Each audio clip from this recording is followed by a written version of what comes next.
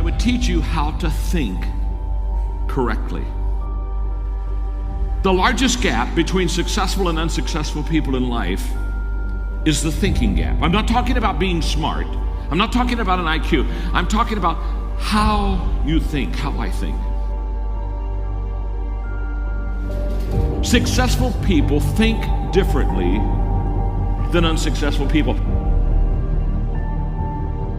Wise thinking leads to right living. Stupid thinking leads to wrong living. If you want to have a fulfilled life, you have to fill your mind correctly.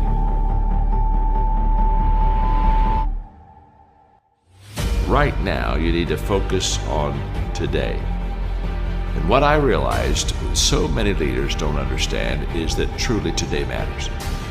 And we overestimate what we can do tomorrow. We over-exaggerate what we did yesterday, but we underestimate what we can do right now. The only time you have, the only time I have, is now. So the question for all of us is, what am I doing with now? The great leaders, they're present in the moment, and because of that, they maximize the moment. So if you're tempted to take that faraway glance, well, glance. But get right back to the present moment. Because today, you're preparing to make tomorrow a success.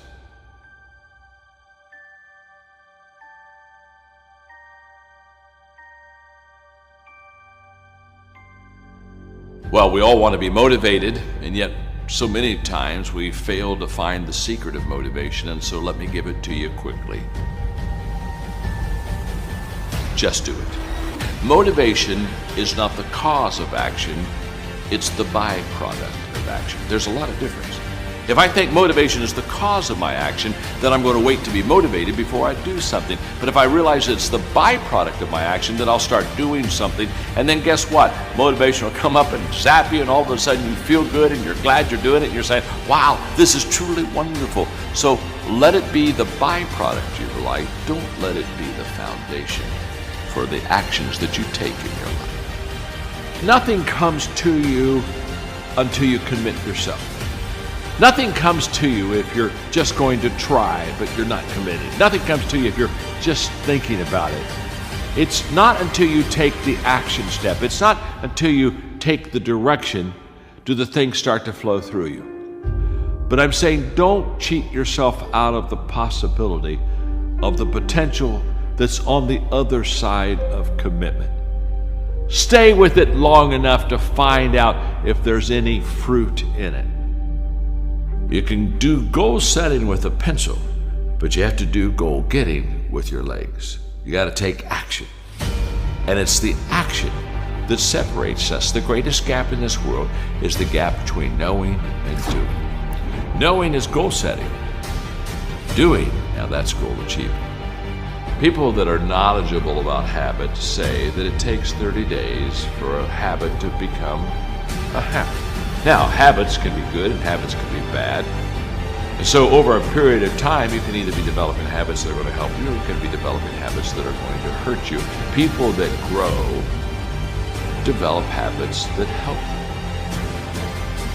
you. The great value of a good habit is you don't have to think about it. That's why it's a habit.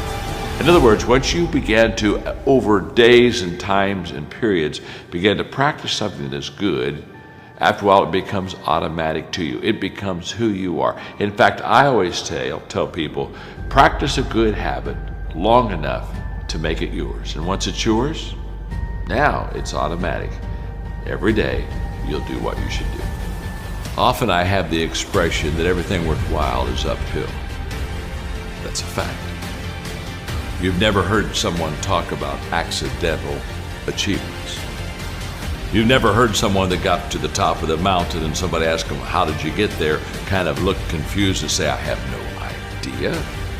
They know how they got there. The reason they know how they got there is because they had to walk all the way up the mountain. Nobody lifted them. There were no shortcuts. There's not an elevator. There's not an escalator. It's all effort that gets you to the top of the mountain. What I want you to understand is that inspiration does a lot better when it's coupled with perspiration. There are a whole lot of people, they want to be inspired in great things, but they don't want to do the hard work to achieve those great things. It's not either or, it's both and. So I really trust today that you will just kind of roll up your sleeves, look at something you haven't tackled for a while, dive in. You'll be amazed that once after you do the work, you get inspired. Don't wait to get inspired before you do the work.